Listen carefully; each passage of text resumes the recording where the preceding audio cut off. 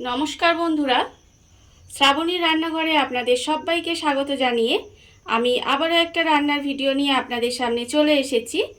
আজকের আমি আপনাদের বেগুন দিয়ে একটা অসাধারণ রেসিপি বানিয়ে দেখাবো, যেটা কিন্তু গরম ভাত দিয়ে খেতে অসাধারণ লাগে। আশা করি আপনাদের ভালো লাগবে। তার জন্য কিন্তু আমার পুরো ভিডিওটা আপনাদের দেখতে হবে। আর দেখা শুরু করার আগে একটা লাইক দেবেন আর সুন্দর একটা কমেন্ট করতে কিন্তু ভুলবেন না। তাহলে চলুন আজকের আমি এই বেগুন দিয়ে কি বানাই সেটা আপনারা একবার দেখে নিন। বেগুনের এই রেসিপিটা করার জন্য প্রথমে আমি এখানে দেখুন একটা বেশ বড় সাইজের বেগুন নিয়ে নিয়েছি। আর বেগুনটা কিন্তু আমি প্রথমে খুব ভালোভাবে ধুয়ে পরিষ্কার করে জলটা মুছে নিয়েছি। আর দেখুন এই বেগুনের গাগুলো কিন্তু ছুরি দিয়ে একটু কেটে কেটে রেখেছি। আর এবারে কিন্তু আমি বেগুনটার মধ্যে খুব ভালোভাবে সর্ষের তেল মাখিয়ে নেব। এখানে আমি দেখুন অল্প একটু চামচে করে তেল নিয়েছি, নিয়ে এইভাবে অল্প একটু দেব, দিয়ে খুব ভালোভাবে কিন্তু প্রথমে বেগুনটার গায়ে তেলটা লাগিয়ে নিতে হবে। তার ফলে যখন আমি এই বেগুনটাকে পোড়াবো তখন কিন্তু এই খোলাটা খুব সহজে উঠে আসবে। সেই জন্য আমি বেগুনটার গায়ে প্রথমে খুব ভালোভাবে একটু তেল লাগিয়ে নেব। বেগুনের গায়ে আমি এখানে খুব ভালোভাবে তেলটা লাগিয়ে নিয়েছি।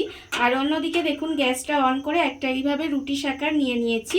এইবারে আমি এই বেগুনটা নেব, নিয়ে এইভাবে কিন্তু রুটি সাকার ওপরে দিয়ে আমি বেগুনটা খুব ভালোভাবে পুড়িয়ে নেব। দেখুন গ্যাসটা কিন্তু লো টু মিডিয়ামে রাখতে হবে, রেখে একটু সময় নিয়ে কিন্তু বেগুনটা পুড়িয়ে নিতে হবে। আর এইভাবে দেখুন একটু কিন্তু সময় নিয়ে উল্টে পাল্টে বেগুনটাকে এইভাবে আগুনের মধ্যে ধরলে কিন্তু খুব ভালোভাবে বেগুনটা পুড়ে যাবে। আমি এইভাবে একটু সময় নিয়ে বেগুনটা আগে পুড়িয়ে নেব। উল্টে পাল্টে আমি বেগুনটা দেখুন খুব ভালোভাবে কিন্তু পুড়িয়ে নিয়েছি। আর বেগুনটাকে কিন্তু খুব ভালোভাবে প্রথমে পুড়িয়ে নিতে হবে। এবারে দেখুন বেগুনটা কিন্তু আমার পোড়ানো হয়ে গেছে। আমি গ্যাসটা অফ করে দেব। এখন অফ করে দিয়ে বেগুনটাকে আমি এই অবস্থায় একটু ঠান্ডা হতে দেব। বেগুনটাকে আমাকে একটু ঠান্ডা করে নিতে হবে। আর সেই সময় কিন্তু আমি একটা মশলা রেডি করে নেব। তার জন্য আমি এখানে একটা মিক্সিং জার নিয়ে নিয়েছি। মিক্সিং জারের মধ্যে প্রথমে আমি দেব, এখানে দেখুন একটা আমি মাঝারি সাইজের পেঁয়াজ রেখেছি, সেই পেঁয়াজটা আমি এর মধ্যে দিয়ে দিলাম। দেব এখানে আমি 5 কোয়া রসুন রেখেছি, সেই 5 কোয়া রসুন এখানে আমি দিয়ে দিলাম। এবারে আমি এর মধ্যে দিয়ে দেব অল্প সামান্য একটু আমি আদা কুচি রেখেছি, সেই আদাটাও কিন্তু আমি এর মধ্যে দিয়ে দিলাম। সমস্ত কিছু আমি এখানে দিয়ে দিয়েছি। এবারে আমি এর মধ্যে দিয়ে দেব দেখুন দুটো কাঁচা লঙ্কা আমি এখানে রেখে দিয়েছি, সেই কাঁচা লঙ্কা দুটোও কিন্তু আমি এর মধ্যে দিয়ে দিলাম। কাঁচা লঙ্কাটাও দিয়ে এবারে এর মধ্যে অল্প একটু জল দেব, দিয়ে মশলাটা কিন্তু পেস্ট করে নিতে হবে। মশলাটা আমার এখানে দেখুন রেডি হয়ে গেছে। মশলাটা আমি এখানে পেস্ট করে নিয়েছি। এবারে এটা আমি একটা বাটিতে ঢেলে নেব। মশলাটা আমি এখানে দেখুন আলাদা করে ঢেলে রেখে দিয়েছি। আর বেগুনটাও এদিকে কিন্তু আমার ঠান্ডা হয়ে গেছে। এবার বেগুনের এই গা থেকে এই খোসাগুলো আস্তে আস্তে ছাড়িয়ে নিতে হবে। দেখুন জাস্ট এইভাবে হাত দিয়ে ধরলেই কিন্তু বেগুনের খোসাগুলো উঠে আসবে। যেহেতু আমি বেগুনের গায়ে তেলটা লাগিয়ে রেখেছিলাম, সেই জন্য কিন্তু এইভাবে আস্তে আস্তে করলেই কিন্তু বেগুনের গা থেকে খোসা উঠে আসবে। আমি বেগুনের গা থেকে খোসাটা খুব ভালোভাবে প্রথমে পরিষ্কার করে নেব। বেগুনের খোসাটা আমার এখানে দেখুন খুব ভালোভাবে কিন্তু ছাড়ানো হয়ে গেছে। একেবারে আমি এটা পরিষ্কার করে নিয়েছি। এইবারে বেগুনটা এইভাবে হাত দিয়ে একটু মেখে নেব। খুব ভালোভাবে কিন্তু বেগুনটাকে আমার মেখে নিতে হবে। দেখুন প্রথমে কিন্তু দেখুন বেগুনটা কত সুন্দর সেদ্ধ হয়ে গেছে। এইভাবে হাত দিয়ে একটু ছাড়িয়ে নেব। এখনও একটু গরম আছে অল্প অল্প। এইভাবে হাত দিয়ে ছাড়িয়ে নিতে হবে, নিয়ে বেগুনটাকে খুব ভালোভাবে মেখে নিতে হবে। এইভাবে কিন্তু হাত দিয়ে একটু মেখে নেব। বেগুনটা আমি এখানে দেখুন খুব ভালোভাবে মেখে নিয়েছি। আর অন্যদিকে কিন্তু গ্যাসটা অন করে একটা কড়া বসিয়ে দিয়েছি। এবারে আমি কড়ার মধ্যে দিয়ে দেব বেশ কিছুটা সর্ষের তেল। আমি কিন্তু এটা সর্ষের তেলে করব, আর আপনারাও চেষ্টা করবেন সর্ষের তেলে করার, তাহলে কিন্তু এটা খেতে বেশি ভালো হবে। দেখুন তেলটা আমার যতক্ষণে গরম হচ্ছে ততক্ষণ কিন্তু আমি এখানে একটা মাছের মাথা নিয়েছি, সেটাকে এইভাবে আধখানা করে নিয়েছি। এইবারে আমি মাছের মাথার মধ্যে অল্প সামান্য একটু নুন দেব। আর আমি দেব এখানে অল্প একটু হলুদ। খুব ভালোভাবে এই নুন আর হলুদটা মাছের মাথার মধ্যে মাখিয়ে নেব।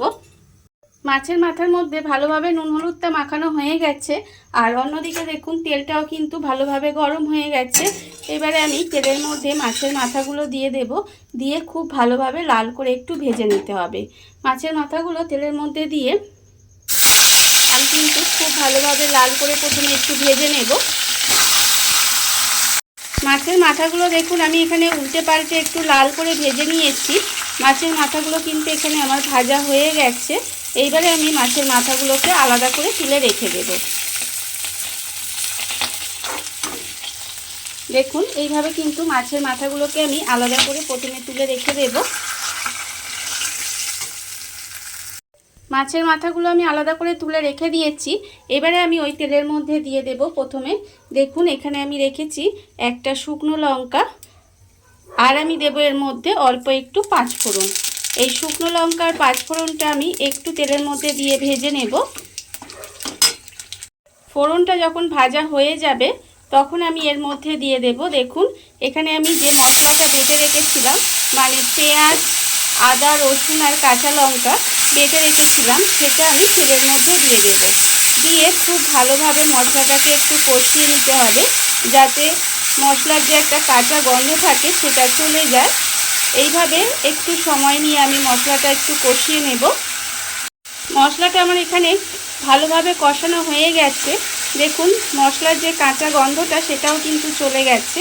এবার আমি এর মধ্যে দিয়ে দেব আন্দাজ মতো নুন, হাফ চামচ হলুদের গুঁড়ো আর হাফ চামচ কাশ্মীরি লঙ্কার গুঁড়ো। গুঁড়ো মশলাগুলো আমি এর মধ্যে দিয়ে দিলাম।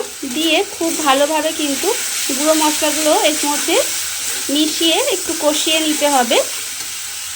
গুঁড়ো মশলাগুলো দিয়ে আমি কিন্তু আবারও একটু কষিয়ে নিয়েছি। আর এই সময় কিন্তু আমি এর মধ্যে অল্প সামান্য একটু মিক্সি ধোয়া জল দিয়েছি, তা না হলে মশলাগুলো পুড়ে যেত। সেই জন্য অল্প একটু মিক্সি ধোয়া জল দিয়ে দিয়েছিলাম আমি এর মধ্যে। দিয়ে মশলাগুলো একটু কষিয়ে নিয়েছি। দেখুন মশলা থেকে যখন তেলটা ছেড়ে আসবে তখন আমি এর মধ্যে দিয়ে দেব যে মাছের মাথাটা আমি এখানে ভেজে রেখেছিলাম, সেই মাছের মাথাটা আমি দিয়ে দেব। দিয়ে এইভাবে মাছের মাথাটা কিন্তু একটু মশলার সঙ্গে খুব ভালোভাবে মিশিয়ে নেব। মিশিয়ে নিয়ে আমি কিন্তু খুন্তি দিয়ে এইভাবে একটু মাথাটা ভেঙে ভেঙে দেব। দেখুন এইভাবে কিন্তু খুন্তি দিয়ে একটু মাছের মাথাটা ভেঙে দিতে হবে। খুব বেশি ভাঙবো না, জাস্ট এইভাবে অল্প একটু মাছের মাথাগুলো ভেঙে দেব।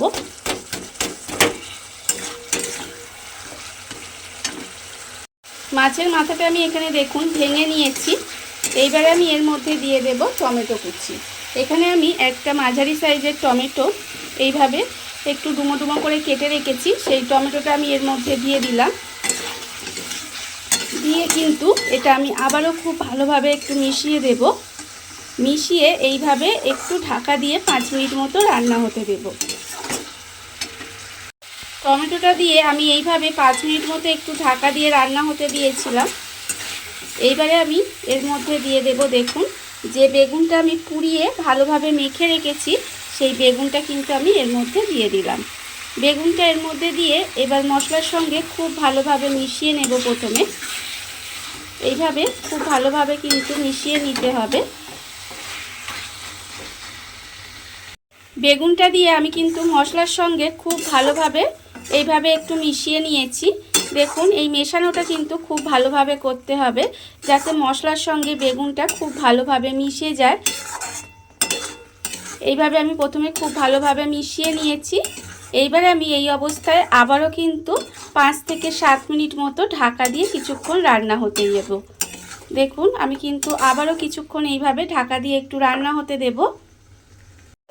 ঢাকা দিয়ে আমি কিন্তু 5 থেকে 7 মিনিট মতো এইভাবে আবারও কিন্তু বেশ কিছুক্ষণ রান্না করে নিয়েছিলাম। দেখুন রান্নাটা কিন্তু এখানে আমার প্রায় হয়ে গেছে। এইবারে আমি নামানোর আগে এর মধ্যে দিয়ে দেব কিছুটা ধনেপাতা। ওপর থেকে অল্প সামান্য একটু ধনেপাতা কুচি ছড়িয়ে দেব। দিয়ে খুব ভালোভাবে মিশিয়ে দেব। দিলেই কিন্তু রান্নাটা আমার এখানে রেডি হয়ে যাবে। দেখুন এটা কিন্তু গরম ভাত দিয়ে খেতেই ভীষণ ভালো লাগে। গরম ভাত দিয়ে এইভাবে যদি বেগুনের রেসিপিটা থাকে আর কিন্তু কিছুই লাগবে না। আপনারা এইভাবে একবার হলেও বাড়িতে বানিয়ে দেখবেন, অসম্ভব খেতে হয়। রান্নাটা কিন্তু আমার এখানে রেডি হয়ে গেছে। এবারে আমি গ্যাসটা অফ করে দেব। দেখুন বন্ধুরা, বাড়িতে থাকা কত অল্প উপকরণে কত অল্প সময় কত সুন্দর একটা বেগুনের রেসিপি তৈরি হয়ে গেছে, আপনারা দেখতেই পেলেন। আর আমি আগেও বলেছি যে এটা কিন্তু গরম ভাত দিয়ে খেতে অসম্ভব সুন্দর লাগে। এইভাবে আপনারাও একবার হলেও বাড়িতে বানিয়ে দেখতে পারেন। আর এই ভিডিওটা যদি আপনাদের ভালো লেগে থাকে, আপনারা যদি ফেসবুক থেকে দেখে থাকেন পেজটি ফলো করে দেওয়ার অনুরোধ রইল। আর যদি ইউটিউব থেকে দেখে থাকেন চ্যানেলটি সাবস্ক্রাইব করে নেওয়ার অনুরোধ রইল। তাহলে চলুন ভিডিওটা আমি এখানেই শেষ করছি। আপনারা সবাই ভালো থাকবেন, সুস্থ থাকবেন। আবারও হাজির হব নতুন কোনো রান্না নিয়ে।